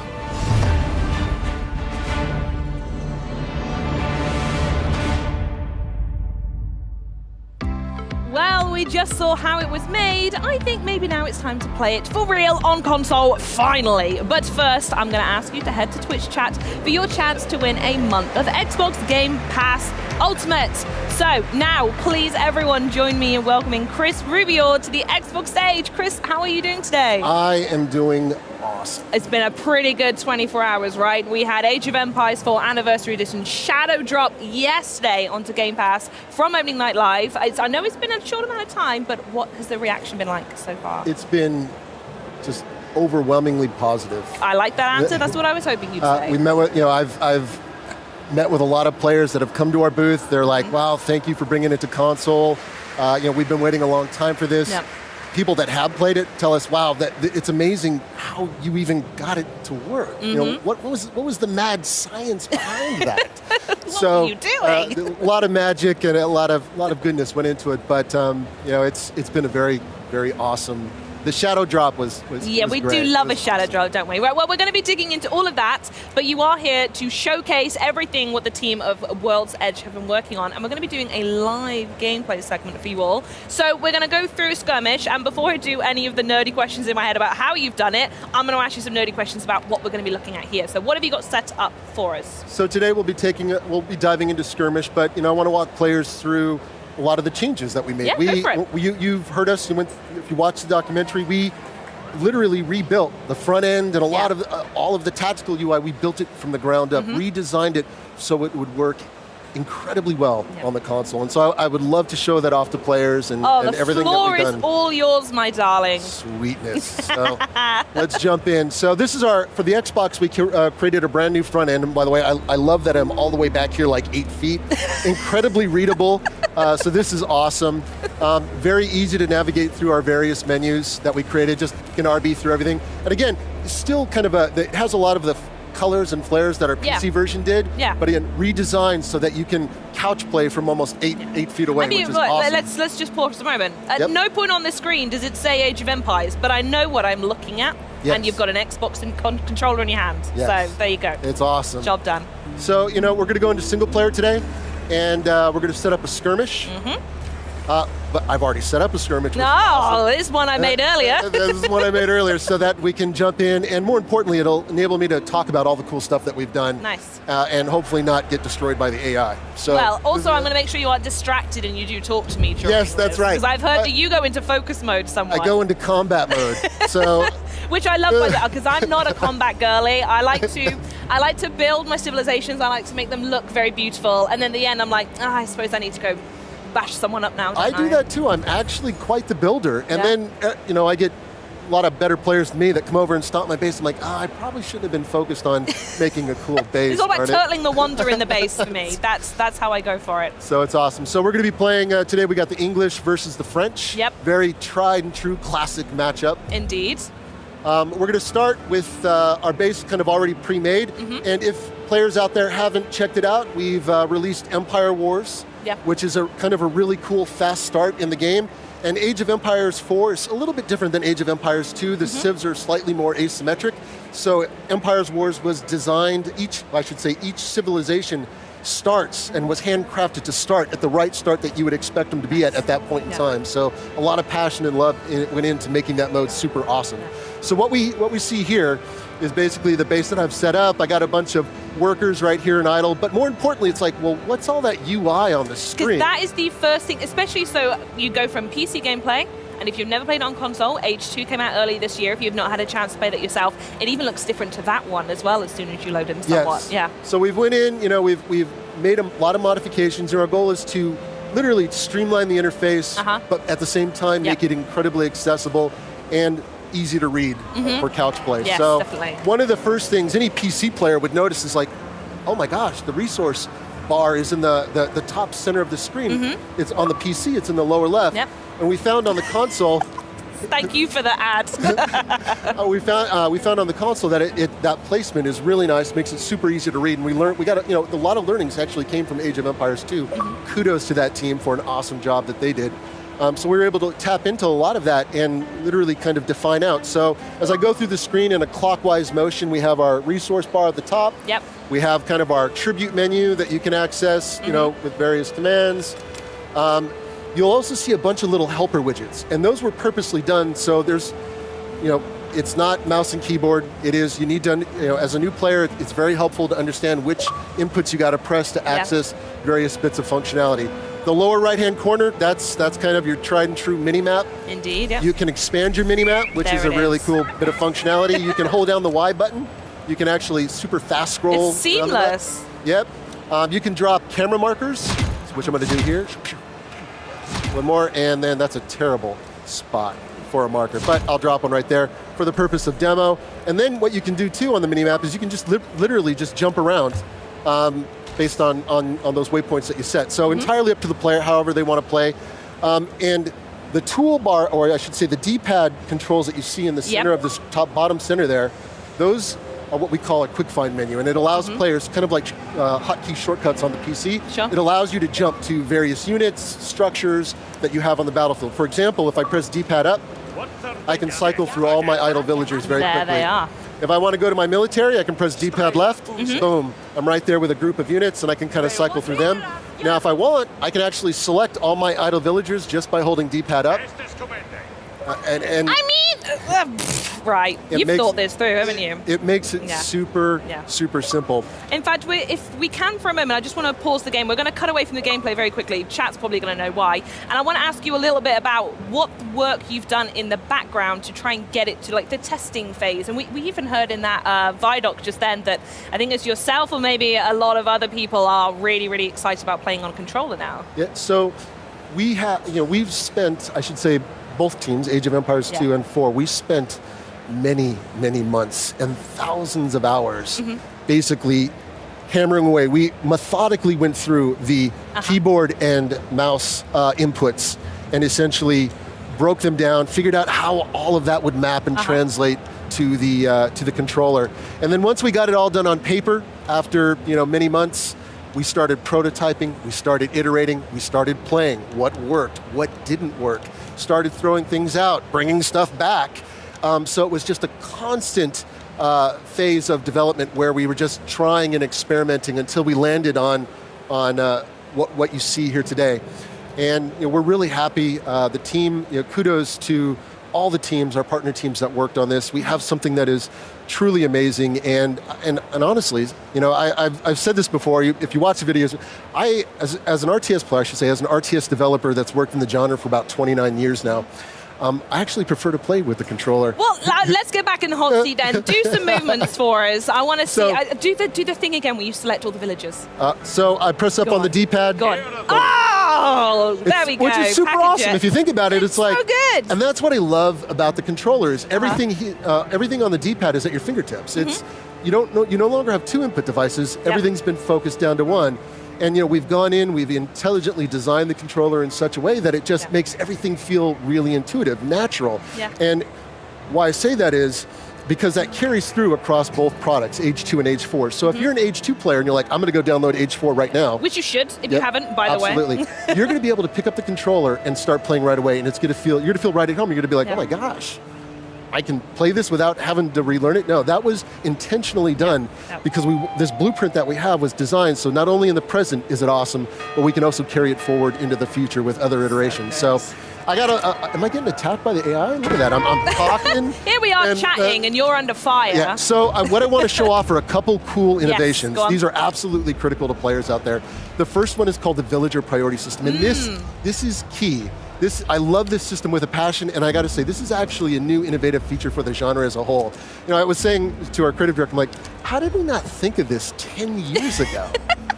and we laugh about it. But that's how cool of a feature it really is. So how it works is you essentially bring up this really cool radial. You hold down the left trigger, press an RS, and it brings up this radial. And this radial has a bunch of different presets that are broken up into various kind of like pie chart-like fashions.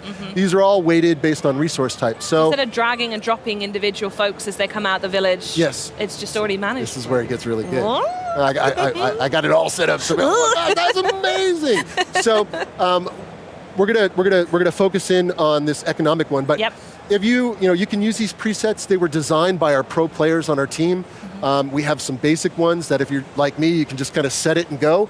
But depending on phase of gameplay, you can actually shift in and out of presets based on if I need more gold, need more stone. Well, that's end game is when you need more gold. You don't really need it at start, And you can pivot your villagers accordingly, and this governance system will take care of all that for you. Now, of course, if you're super pro, you can go in. Which we are. Yeah. We are. You can go in and customize your own VPS settings. Okay. So you have a custom setting for the pro players, or your average, individuals like myself, or your presets, which are more geared towards me. And let me show everybody how this works, because this is awesome. So I'm going to select the economic preset down here, very basic, straightforward. Click a button, and you watch all those idle villagers. Off they go. They're put to work. There you and let go. me show you an amazing pairing. So you take the villager priority system and you combine it with a new feature that we added to Age of Empires 4 on the Xbox, which is auto-train villagers on your TC. So now you get auto-train villagers going, and essentially you'll be booming in no You're time. just showing off now. And it's awesome. So these features, made perfect sense to pair these two. Yeah. And anybody out there, try it out. You're gonna love it. Once you can't go back. I was playing the PC the other day, and we're working on PC, iterating and changing things. I'm like, I had so much wood. I'm like, why are my villagers collecting wood? I'm like, oh gosh, I forgot. I'm on the PC, not the console, and you got to manually go in. But people, players love that level of micro. So we want to make sure that we give player the agency to do either or. This system really helps bolster the console experience. So. And that's why we added it. And Age of Empires 2 is the first one to add it. We brought the system in. We've made some additional tunings to it to make it work even better. And over time, you're just going to see the system in the Age series just grow and grow and just become super awesome. Absolutely love it. I got one more. Do we have time? Oh, of course we've got time. All the time in the world. So another feature that we added to Age of Empires Xbox was the ability to build anywhere you want without having to select a villager. This is key. So normally in the past, you had to select a villager and bring up the command bar on the PC. It's in the bottom. Yep. I didn't show this earlier. Gosh darn it. And here, this is the build radial. So let me talk about it now. This is the build radial. And on the console, we've broken up the build features across 4 different categories. You have economy, defense, military, and age up. So, and I'll back out of that, bring it back up again. And all of this is easily accessible through the D-pad. Purposely designed so players eventually can map all this in their brains to, I'll just go to the economy and eventually get it. So very well done.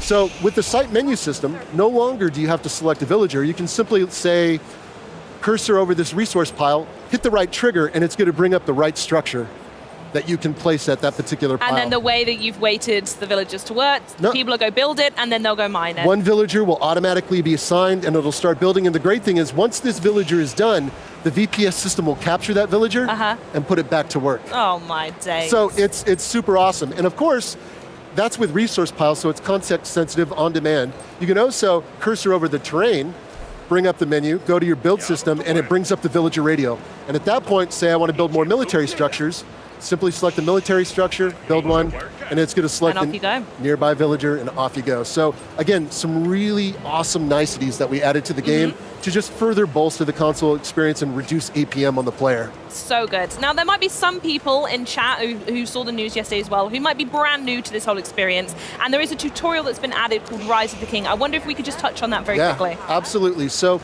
the Rise of the King tutorial was created for the Xbox experience. It's broken up across 5 different missions, and it was designed to teach players the basics, the core, your core inputs, your basic age concepts, as well as teach players the fundamentals like base building, resource management, and of course the biggie, combat. So it takes players through all of these different phases of gameplay across 5 missions. Now, we didn't want to just build an onboarding experience that was do this, do that. We wanted something that was narratively driven and tied into the historical component that we created for Age of Empires 4. So we decided to create a prelude to the main campaign of the game, which follows William the Conqueror starting in 1047, and it takes you all the way up to 1066 with the landing in England up to the Battle of Hastings. There it is. So when you move into the main campaign, you'll actually start off right where you left off in the tutorial. Oh, you lot are well smart. Well done.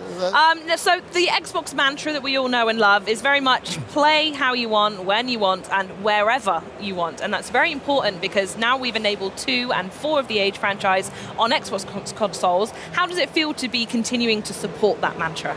It's awesome. It's an opportunity for us to get Age in the hands of millions of new gamers around the world that may never have the opportunity to experience this game. Always wanted to experience this game, but for whatever reason, they couldn't. So now, through Game Pass and Xbox, they can go online, they can download it, and have a great experience. And so for us, it's an opportunity, a chance for players to play on the platform they want and play comfortably on the input device that they want. And comfortably on the sofa as on well. The sofa, which, by the way, sofa is super awesome. It's pretty good. Chat, by the way, I want to know, hands up in chat if you have got it installed, because I want to see everyone just get very, very excited. It has been a little bit of time since it's been announced, so fingers crossed you have.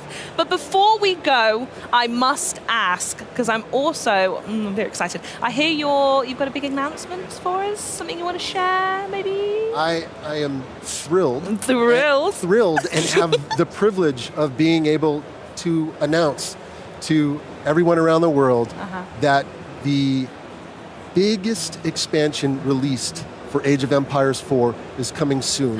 It's called The Sultan's Ascend. It's a good name. Packed with a ton of content, and it's going to take players on an epic journey through the Middle East. Now, I can say stay tuned. That's all I can say at this time. Sorry, chat. We're going to release more information very shortly, as well as details on how you can go onto your favorite platform and wishlist this baby up. So fantastic. Super excited, and please, that's good. The expansion's awesome. I cannot wait to see more. Cannot wait to hear more. Chris, I also want to know when you go home and continue the skirmish, I want to hear how the fight goes. Oh, you do it, all right? Probably going to go terribly. Nah, I believe in you. I believe in you. Well, thanks again for joining us. And chat, please do not forget, you can play Age of Empires 4 Anniversary Edition on Xbox right now. You didn't think I'd be saying that a few days ago, with Xbox Game Pass, as well as PC Game Pass if you haven't tried it out yet. Coming up next, I'm going to be chatting with the big man himself, Phil Spencer, so get mega excited. But first, it made a splash on Opening Night Live, so let's check it out right now. This is the latest from Starfield.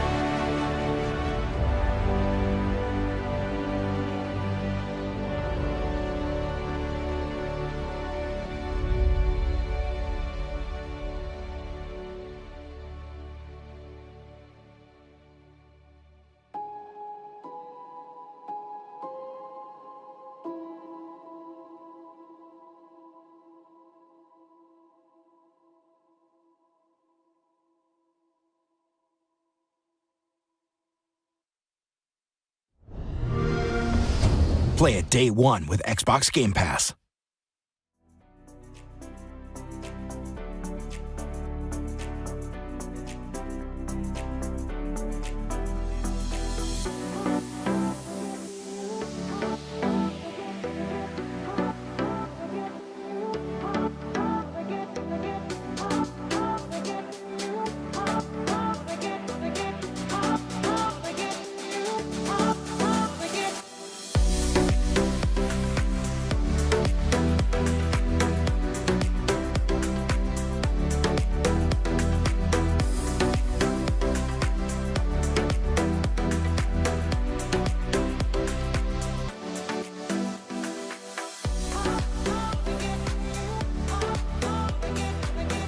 It is my distinct pleasure to welcome CEO of Microsoft Gaming, Mr. Phil Spencer, to the stage. How are you, my dear? I'm well. How are you? It's good to be here. So good. How's your first day of Gamescom? I mean, it's been exciting. I've had a walk around. I've looked at some things, but I've mostly just been sitting here talking to Diablo and Age, and now to you. So it's like I saw the Age. Yeah, demo, it's looked kind of like a awesome. 10 out of 10. Who was day. out here for Diablo? Diablo, it was Rod and Chris. Were out here. Roderick was here. Roderick indeed. Yeah, good.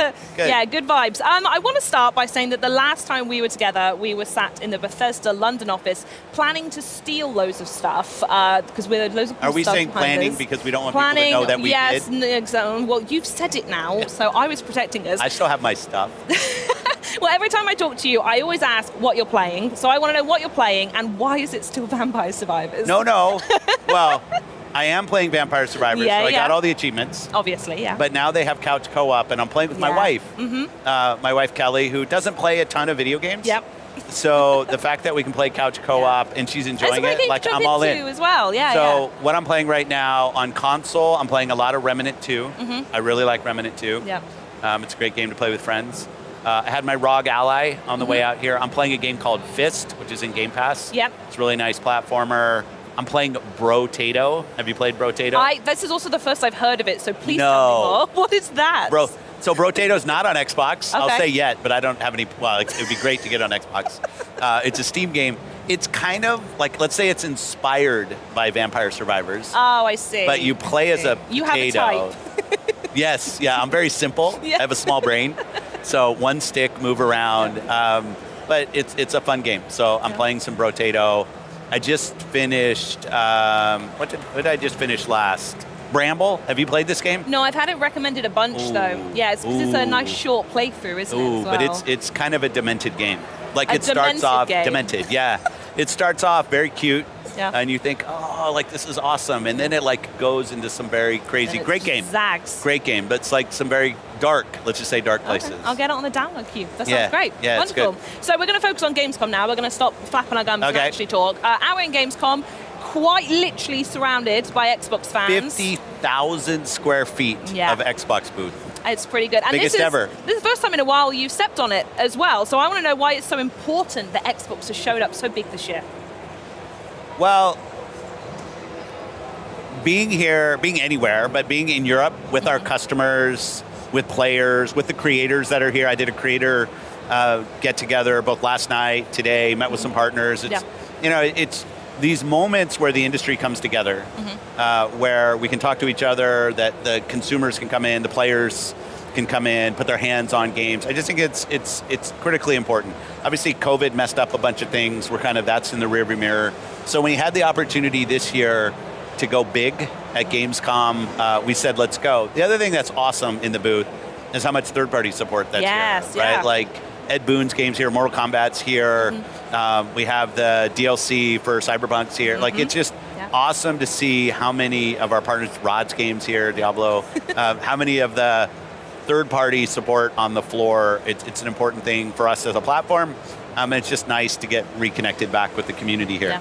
And then Starfield over. I feel like I'm showing everyone over I can't see it. I can't see it. It's too small. Well, it is actually technically massive, to correct you there. And we're only a week away from early access. So how exciting is it seeing this game coming to Xbox, and we're so close now? Yeah, we've been working on it for a long time. I've known about it for even before we acquired ZeniMax. So it's been great to see Todd and the team work more closely with them than we ever have on any game. There aren't that many moments where we get to launch a new IP that has the amount of buzz and anticipation that Starfield does. A lot of games you'll launch that are new IP and then maybe they build into their strength, but like there is just a crazy amount of anticipation. And the thing that I love is the confidence that the team has right now, like putting out review codes 2 weeks before launch, because it's a big game. And I'll be the first to admit, the first 3 to 4 hours are a little bit hunt and peck, figure out like, well, what am I actually doing? Then you get on a side quest or something and like the game just like blows up in terms of its epic scale. So I love the fact that the team is so confident in giving reviewers time with the game before they're actually reviewing or just talking about what they think of the game. Yeah, and just behind that, in the rearview mirror, if you will, kind of, I think that's how it works. Forza Motorsport's over there, and that's out not too long after Starfield, is it? That's right. That's October. I got We did a take home 2 weeks ago where we got the kind of the opening of the game. Looks fantastic. I'm a huge motorsport fan. Yep. And I'd say Turn 10 for us for a long time in our first party has really been a technical showcase. Like Chris Tector, the team on the tech side, the stuff that they get the most out of the hardware, Yeah. I think, of any of our first party teams. They just like, that's their focus, along with building a great racing simulator. And the game looks fantastic. And I can't wait for people to get to play. The ray tracing on track looks great. Giving people some options. You'll see all that as they kind of talk about more of the game. But Motorsport is tried like something that one of those franchises I've played since the beginning, and I can't wait for the full release. Staple, huh? Yeah, It's Motorsport is chef's kiss. Well, and like kudos to Turn 10. They started with Motorsport, expanded to Horizon, so now they built like a sibling franchise to Motorsport. Yep. They've just done such a really good job of growing the relevance of Forza, both for simulation and arcade players. Yeah. Great job. Yeah, absolutely. So, Phil, I know one of the things in chat, and many of the fans really appreciate about you, is how much you love to play the games themselves. So I know just over here, you can't see behind me, we've got the Stalker 2 demo, Yeah. and you've taken that for a spin as well. It's been 16 years since the original, so can you tell us what stood out to you?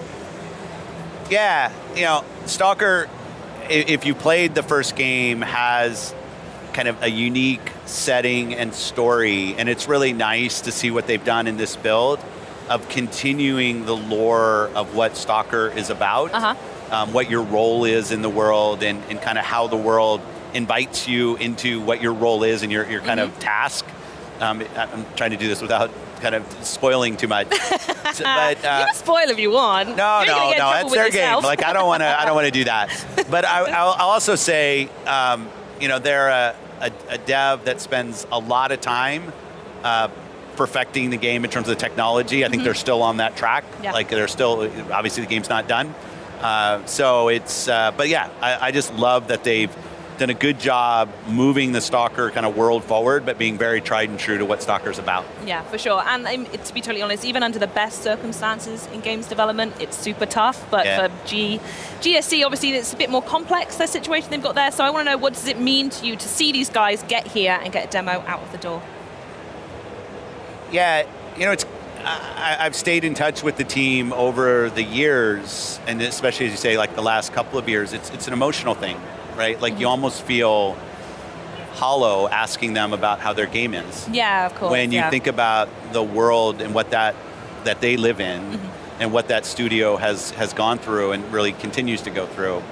I think for them, I see, and they've talked about this when I've talked to them, that building the game has kind of been a refuge in a way, and it's cool to see that. I hope it never gets replicated again in terms of something that has to happen. But I'll say for the team, the fact that they're here, I was playing, they were literally pushing a new build right as I was playing that build, so their attention to wanting to put their best foot forward, even under the most difficult circumstances. I have a ton of confidence in them, and they're on that journey, but it's it's an emotional thing when you're talking to a team that's going through. I don't want to talk about it in past tense, what that team is going through. So it's really special to me that they're here and that gaming can be part of how they're getting through it. Yeah, for sure. And as well as being here, there are so many communities for so many different games. Yeah. The RX was, you've got Sea Thieves. I'm doing it again. Sea Thieves over there. You've got an ESO over there. They can't see it, No, I know. I'm just There's actually nothing over I'm there. telling She's you just where they all are. It's an empty, there's nothing here.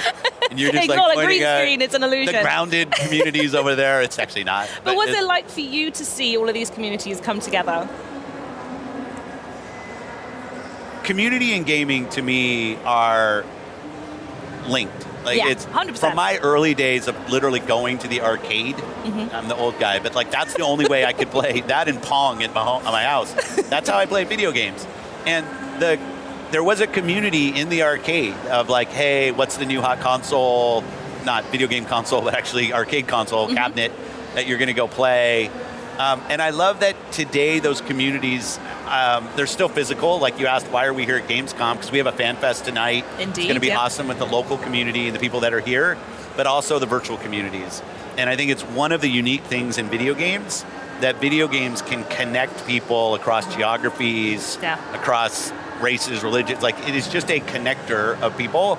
And when it's a game like a Sea of Thieves, like a Grounded, like a Flight Sim, so many of our games now have these Elder Scrolls Online, which has a big, over there, has a big presence on our show floor. And they've got a really nice table in there as well. They do that big round table. A really nice table. It's another one of the things on my list to see if I can pilfer. I won't lie to you. We should steal that. Yeah, we should. But the thing, I also want to make sure on the community side, it's not just about multiplayer games. Like you find, like think about Skyrim. Yeah. You know, Skyrim has an amazing community around it, and it's not because there's a bunch of PvP or PvE, right? It's people come together for their shared love of the world and the characters and the lore and their role in that. I just think that's a very special part of gaming, and it's a privilege, I guess, for us at Xbox to have some franchises that are a part of that. Yeah, absolutely. And this, what we're seeing here is, I think it fully opens to the public tomorrow and all. It's the sweatshop tomorrow. Oh, right? yeah, this is going to really pop off then. In here. It's going to be warm. You got the good day to come and sit here, I think. I'm here tomorrow. I'm here. But yeah, no. Yeah, like, do people know? Like, today is what, the press day, right? Yes, is that what they call it? I don't know if that has an official name. I should know, but I don't know. And then tomorrow, the consumers, the players, come in. Have you ever seen, like, when they open the running? It's ridiculous. And then eventually at some point, I'm going to stop pointing, but the escalators, and they get so busy. Yeah. Every time I come to Gamescom with someone new, I tell them you have to see the running when it opens and the escalators when they're full. It's great. It's awesome to be back. And I think they feel like this might be one of the biggest Gamescom ever. It feels it already, doesn't it? Yeah, and it's kudos to the team here who's kept this going. They went virtual for a while, but now we're here back, and there's so many fans and players here. It's like just such a special time. And it's special for Xbox as well, as we've mentioned a few times on the show already, that it's the 10th anniversary of ID at Xbox. I have my ID at Xbox. There it is. Right. He's sporting it. He knew what he was doing. Wear it. I'd love for you to reflect on any memories or moments you have from the introduction of ID and how it's gone over the past 10 years. I'm going to start with a couple things. Yeah. One, we always have discussions internally when new things are going to happen on the console. And there's always some different kind of feelings about the impact. When free-to-play came to console, it'll be the end of the console if free-to-play comes to console. Some people think it is. But, like, you know, clearly the console's still there and free-to-play happened. ID at Xbox. Well, when we have unmanaged partners that are building games on Xbox, what does that mean for a console? Because we started with this silly thing where publishers had 2 slots of arcade games that they could go do. It was like a silly policy in Xbox. Opening it up and allowing anybody who submits and actually has good intent to build a game on the platform has led to some of the best games that have. People forget, like, that Fortnite actually came through ID at Xbox. When you ask about, like, some of the special moments, I have to go to games from places where we'd never seen games from Xbox. I remember going to the Brazil game show and meeting the devs behind Aritana. I'm probably missing the pronunciation. But it's this, I think it was the first Brazilian developed Xbox game. And it came through ID at Xbox, and this team of guys, we were in Sao Paulo, and they came together, and I met them at the show, and it was so cool just to think. It used to be there were like 3 places on the planet where games were built. And now you have games coming from all over the place, and people tell their stories through their lived experience and their world. It's totally different stories, as you say, around the world. Yeah. Now, whether it's explicit in, like, I'm going to do a game about Brazil, or I'm going to do a game about something else, but through the lens of what I see in the world. Exactly. And that's the thing, whether it was like Candleman, which I think was the first Chinese-developed ID at Xbox game. Like, I always love when we're finding new ID at Xbox games from new places and new partners, and I just think that's, like, if we're going to find new players, we're going to have more creative, and the mix of those two things, ID has been fundamental. And 10 years ago, announced at Gamescom. 10 years. Yeah, Wowzers. that's how old I am. Feels like yesterday. Or I don't remember it. I should say I don't remember. I thought you were saying actually. You were 10 years old then. No. That's a great job for a 10-year-old that you've got. No, but it's like that it was 10 years ago. And I remember, though, like, trepidation. What's going to happen when unmanaged developers can build console games? You know what happened? Some amazing things happened. It did. So another thing that you talk about a lot as well is when you can play games whenever, however, and wherever you want. And I know that's something you really want to give to fans however possible. So I want to know what that commitment looks like, both at Gamescom and maybe the months ahead, what that story is going to be. The critical thing we look at Teams Xbox in terms of our success is how many players. Yeah. How many players do we have? And even more, how much are people playing? Like, do we have a platform that has games for kind of all hours of the day? Sometimes you're playing with your family, and what can I do? Sometimes it's just me time, and I want to go do things. And how many players show up? We look at our monthly active players, our daily active players. And when I say on Xbox there, whether you're playing on the cloud and you're streaming to a device that we don't know anything about, whether you're playing on a PC, and as Microsoft, we know something about the PC, or you're playing on one of our consoles. Like, those are all Xbox players. Or, like, flying over here, I'm playing on my ROG Ally on the airplane. And I think about that as my Xbox away from home, or my Steam Deck. Like, I want those things to feel as connected and as complete as an Xbox experience as any piece of hardware that we build. We will continue to focus on hardware. It's an important part of our team and what we can go do. But I don't want our hardware to be a limitation on who can actually feel like they're part of the Xbox community. If you buy hardware from us, we're going to do an awesome job supporting you. We want to make sure great games are there. If you have the device that you want to bring and be part of Xbox, we also want that to be 100% great on Xbox. And it's, as you said, it's putting the player's decision on where they want to play at the center of it. It's just there for them, whichever one they want to grab at that time. And not only is it there, my save game moves with me, my community is there, so I can make progress on any platform I want to play on, and I can grind my characters, I can make my way through the story anywhere I've been. It's one of the best things about Starfield, pointing at it. That's over there. I've been moving, I play on work, on my PC, when I go home, I sit on my console and I go play, and it's just a continuous experience for me, and everything moves. It's fantastic. Amazing. So I also want to know, while we are here, is there anything you're particularly excited about trying, either on the booth, off the booth? What have you got your eyes on? Well, Stalker 2 was one, so it was great to get to sit and talk to the team yesterday and just connect, right, and see how they're doing. I have this funny thing with Ed Boon, where Ed and I have known each other for a long time, head of the team behind Mortal Kombat, but we tend to cross ourselves on stage all the time. It happened last night at OLN. Congratulations last night, by the way. Smashed it. But accepting an award that team did on like an Xbox. Yeah, but I didn't do it. You accepted it so well, Phil. Well done. Thanks. I'm very good at coming out with a trophy and a microphone and accepting an award for work that other people did. And that team did awesome work. But I want to get over with Mortal Kombat. We had the same thing at, I still call it E3, though no one else does, but that June event, our showcase, but also I think he was in Keeley's, the Play Days thing, which was great. But we tend to fly by. So I saw him on stage, because he was on, I think, right after me as I was coming off stage, which is how we normally spend time together. But really great third parties here, and I know I'm supposed to pick some obscure indie game, but I want to sit down with Ed and get my hands on Mortal Kombat, so I'm hoping I get to do that. I'm going to recommend to you, if you haven't yet, go play Little Kitty Big City. I have not. That's the one I'm not really a cat person, though. Phil! No. You have Are we to gonna fight? spoil it, don't you? So I have to thank you now for the interview, and you've just gone and said you're not a cat person. I'm a dog person. My dog's name is Oogie. Oogie? Oogie, O-O-G-I-E. Oh, okay. He's a rescue. Maybe I'll let you off He is then. the most awesomest dog ever. Okay, fine. But yeah. It's so big kitty, big city. What would say? Well, imagine if it was Big Kitty, Little City. That's a game. Yeah. Someone make that one. Well, Phil, we got to wrap there. You're absolutely fantastic as always. Thank you for joining us. You are. No, you are. Enjoy the rest of your show. Thank you. Don't steal too much stuff, and I'm sure we'll speak to you soon. But now it's over to Benny and Maxi to close out the end of the show. That is day one of our Xbox Gamescom coverage in the books, but don't worry, we're just getting started. That's right, over the next 2 days, we've got more from the new Cyberpunk 2077 expansion, Phantom Liberty. We'll scare ourselves silly with Alan Wake 2, and we get hyped with a tour of this massive Xbox booth. And then day three, we sail the high seas with Sea of Thieves. We're gonna party with party animals and check out City Skylines 2 from high above Cologne, this city. All that and so much more, so join us right back here tomorrow and Friday. Until then, happy gaming. See you then. Macht's gut. Ciao. Bye.